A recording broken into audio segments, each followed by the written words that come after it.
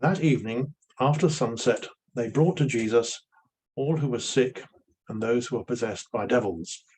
The whole town came crowding round the door, and he cured many who were suffering from diseases of one kind or another.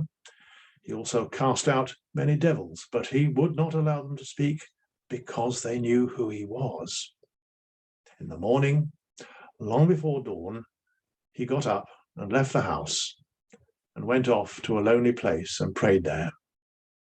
This reading from St. Mark's Gospel is part of what is given to be read at Mass for the Wednesday in the first week in ordinary time.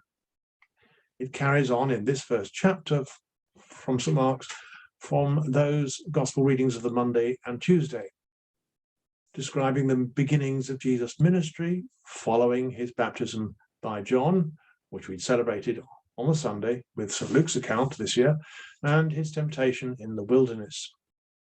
On the Monday, we heard of John's arrest and Jesus' call to his first disciples, and on the Tuesday, the beginnings of his active teaching and healing ministry at Capernaum, which was by this time his home base, not Nazareth. In Wednesday's Gospel, he heals Simon Peter's fever-ridden mother-in-law, and because this is a Sabbath day, he waits until Sabbath is over at nightfall to resume his public ministry of healing and deliverance, even though we're told he had performed an emergency exorcism in the synagogue earlier that Sabbath day. Now, this is an awful lot to have covered in just 3 days. But the first half of Mark's Gospel is like that. It's action-packed. Mark's favourite phrase that he uses to move the story along is kaiuthos, and straightway in the King James Version, over and over again as the Gospel narrative tumbles from one incident to another.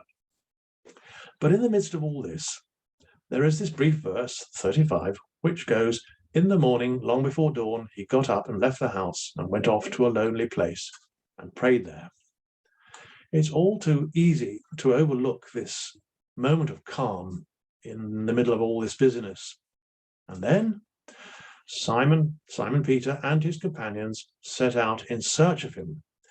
Literally, they hounded him, katadioxen. And when they found him, they said, "Everybody is looking for you." Talk about stress. We can set great store by activity and busyness. We can value what we do more than who we are.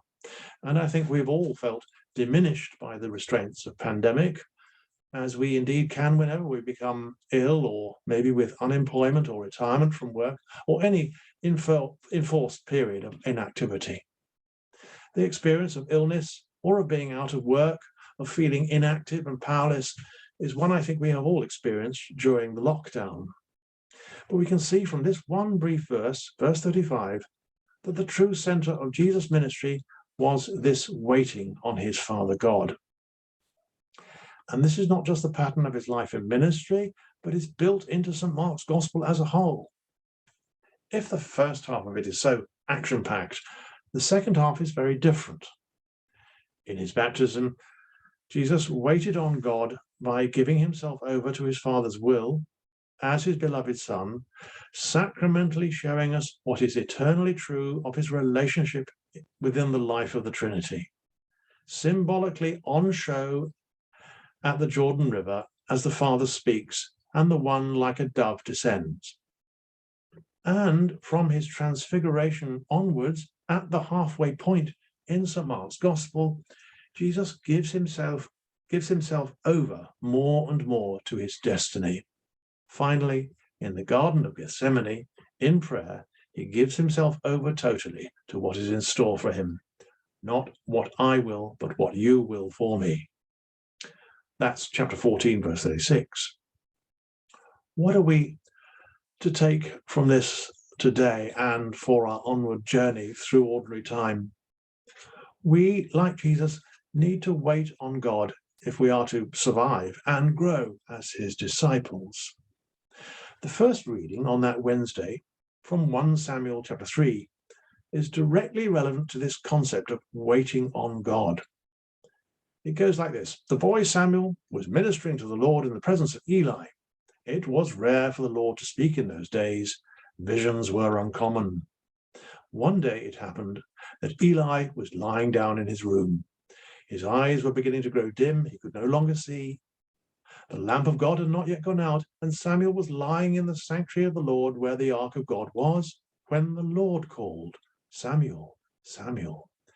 He answered, Here I am. Then he ran to Eli and said, Here I am, since you called me. Eli said, I did not call, go back and lie down. So he went and lay down. Once again the Lord called, Samuel, Samuel. Samuel got up and went to Eli and said, Here I am, since you called me. He replied, I did not call you, my son, go back and lie down. Samuel had as yet no knowledge of the Lord, and the word of the Lord had not yet been revealed to him. Once again the Lord called, the third time. He got up and went to Eli and said, Here am I, since you called me. Eli then understood that it was the Lord who was calling the boy, and he said to Samuel, Go and lie down, and if someone calls, say, Speak, Lord, your servant is listening. So Samuel went and lay down in his place. The Lord then came and stood by, calling as he had done before, Samuel, Samuel. Samuel answered, Speak, Lord, your servant is listening. Samuel grew up, and the Lord was with him, and let no word of his fall to the ground. All Israel, from Dan to Beersheba, came to know that Samuel was accredited as a prophet of the Lord. The boy was learning to wait on God. What is important for us to learn from this is that this encounter with God in the dark of the night was a sign that God waits on us. And because we are made in his image and have become his children, it is God's patient waiting for us to seek his presence that makes this encounter possible. God's grace is an offer of his friendship as a free gift, and it is because the offer is made in the first place that we become able to accept it and, like his Son, the Beloved, wait on the God who waits for us.